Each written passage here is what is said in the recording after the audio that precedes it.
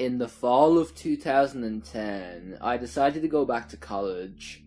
I was a single mom of 3 boys, but they were all in school now, and me going back was finally possible.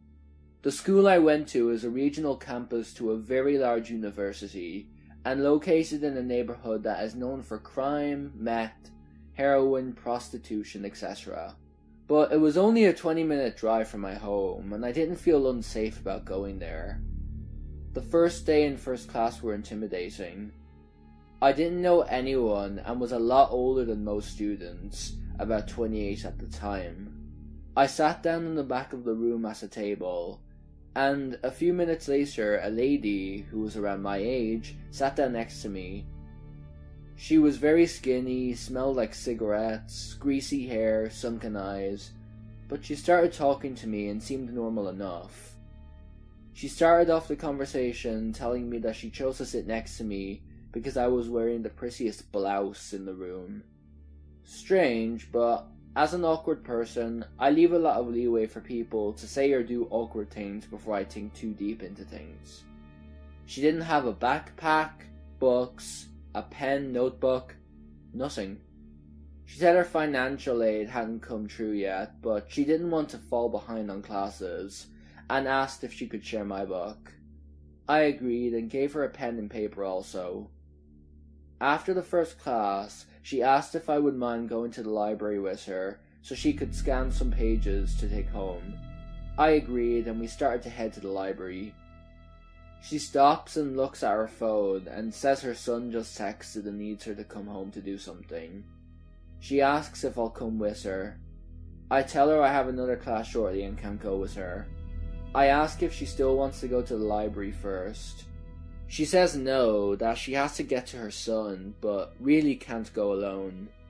I kept telling her I cannot go with her, and she starts crying. At this point, we were in a common area outside, and the parking lot was to one side, and the library to the other. I tell her I need to go to the library, and she's welcome to come, talk, whatever she needs, but I have to go. I didn't like being outside away from people with this woman anymore, and was trying to get back to a busier area. She gets really upset, starts screaming, and basically says fuck you to me.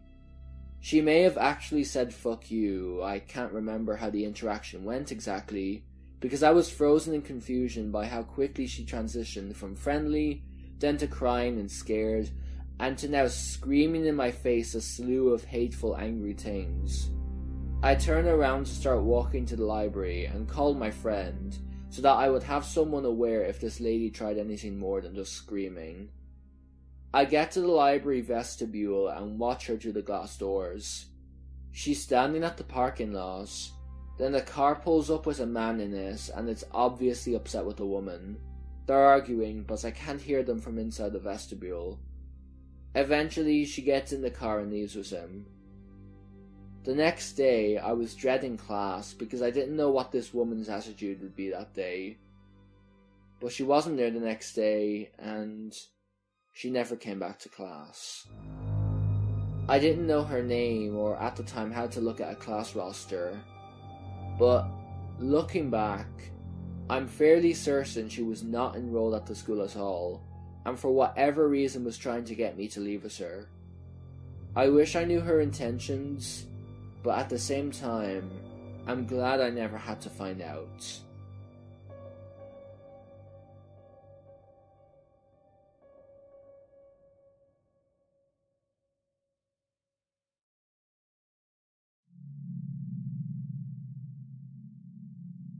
So I was in student government at the university I go to here in Oregon. This happened in early 2018, so not very long ago at all. I had gotten elected Speaker of the House, and so before the school year ended, I went to a few house meetings to get the gist of what I was going to be doing. There I met some acquaintances with people I'd work with the next school year, but I also met the man I'll refer to as Dr. Strange.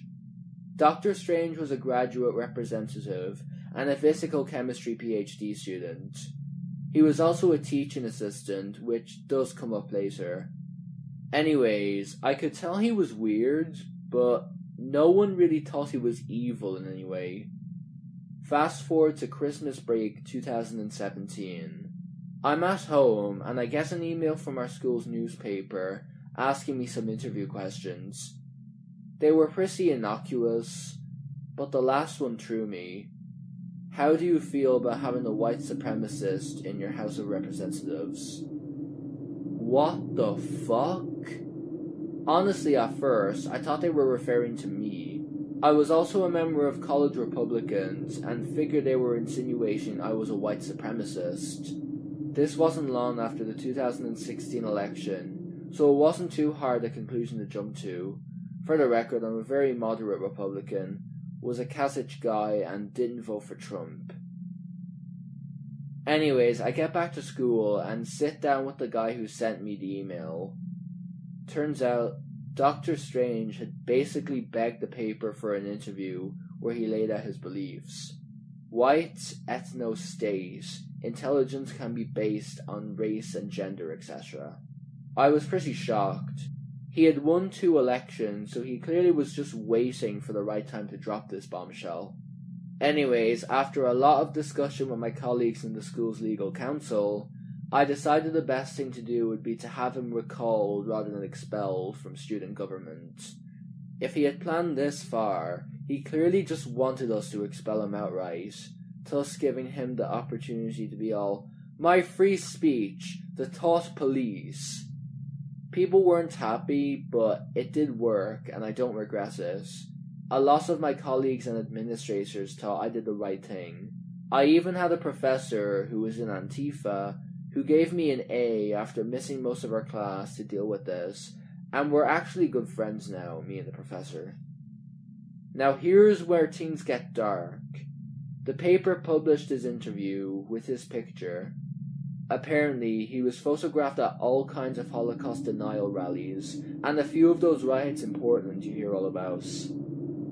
He was also photographed putting bumper stickers with a really racist message on other people's cars.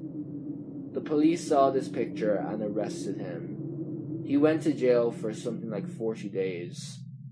Fast forward to after his sentencing in jail time, the trial took a while. It's about a year later and I'm with my girlfriend. I had recently commented for an article by a conservative media outlet. It was something about a food and social justice certificate our school offers.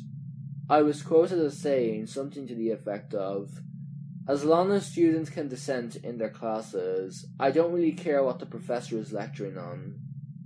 I see that I missed an email from Dr. Strange.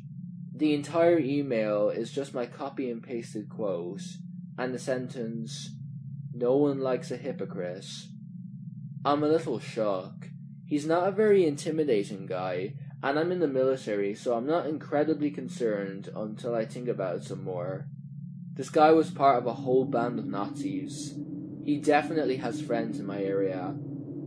In fact, the leader of his Nazi group is pretty well known in Oregon. And some of the evidence against him when the student government was discussing it was Discord servers with a ton of people in them.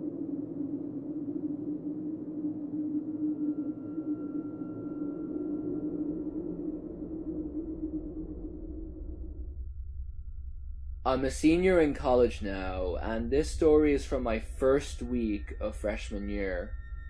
That time of the year when every 17 and 18-year-old freshman has no solid friends yet. I attend a party school, so the move-in weekend before classes is pretty crazy. I went out with some newly met girls, got drunk at a frat, and most definitely did not remember the names of anyone I met. So it's the first Tuesday of classes, and I can't find a friend to walk to campus with. I start my day with a coffee from Starbucks, and as I leave the coffee shop, I get stopped by this guy who insists that he met me a few days ago this weekend. I assume I probably did meet him, considering I didn't remember anyone's names or even faces really. He was an overtly friendly and handsome guy, so when he offered to walk me to my class, I was down. He had also asked me for my number and whatnot, and being an 18-year-old idiot who hadn't faced creepy men in my small town of Oregon, I gave it up, thinking it was totally chill. We start the walk with small talk. I tell him what dorm I'm in, what class I'm going to. Stupids. Anyway, the walk is really only about 10 minutes. I can't remember the conversation exactly, but I will say that things started creeping me out real fast. I recall him saying we should meet up at night and watch movies at his place. A little fast, don't you think? I told him I was early for class, so he insisted on waiting with me outside the building. He dropped this great line, "I'm a massage therapist, you look stressed," started rubbing my shoulders. Yes, he touched me. I was mortified, but froze up and went with it. Like I said, I had never faced this kind of situation before. Finally, I escaped and went to class. The next few hours were so nerve-wracking. I thought he would be waiting outside for me, so I slipped out the other side of the building. He was calling me from random numbers, he said he didn't have a cell phone, and texted me asking me to meet. I ignored it all. And of course, I had no friends yet or people to call and say, "Help me, this guy's creeping me out, can I hide at your place for a day?" I thought I made it through the whole day without running into him again, until I saw him talking to girls in front of my dorm dining hall. I literally ran up the stairs and hid in the dining place. I saw an acquaintance inside and told her everything, and it turns out she had been creeped on by him as well outside the hall a few minutes earlier. The worst part is the end. My school posts crime alerts whenever a student reports something. A few days later, everyone on my floor was crowded around the new crime alert poster. And lo and behold, the poster described a peeping Tom who was caught looking into girls' dorm bathroom windows and trying to make small talk with ladies while they were in stalls. The description matched him perfectly. Literally his first name and the scar he had on his shoulder. He did this at 2 different dorm bathrooms before getting arrested.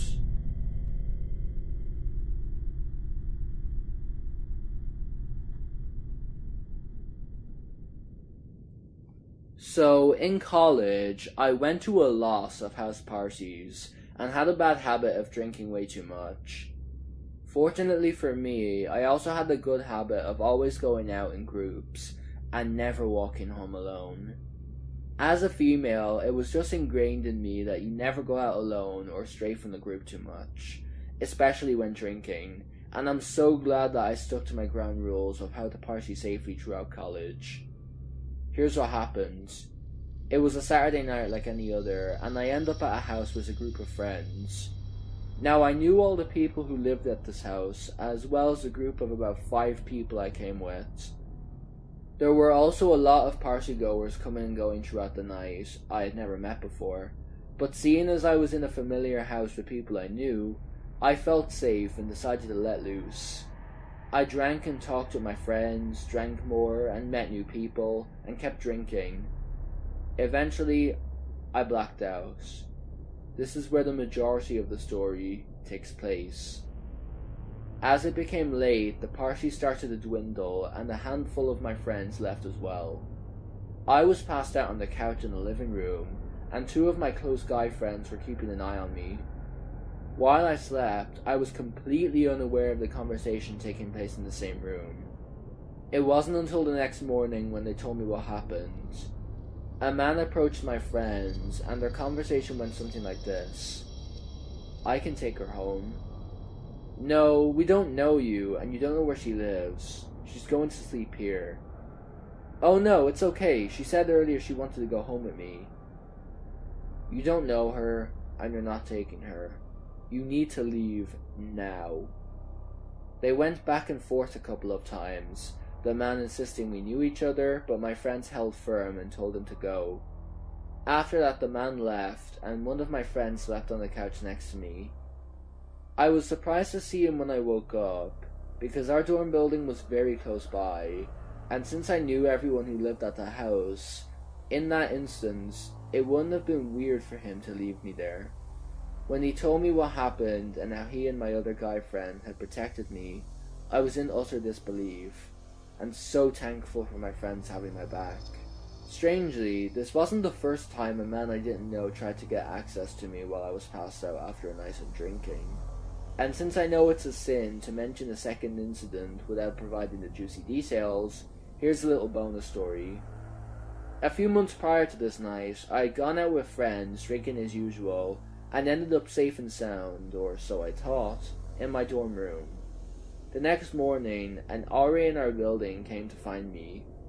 He told me that while he was doing rounds in the middle of the night, some guys were about to go into my room as I had forgotten to lock the door. He locked me in my room with his master key and got them to leave, but he never told me what conversation was exchanged between him and the men.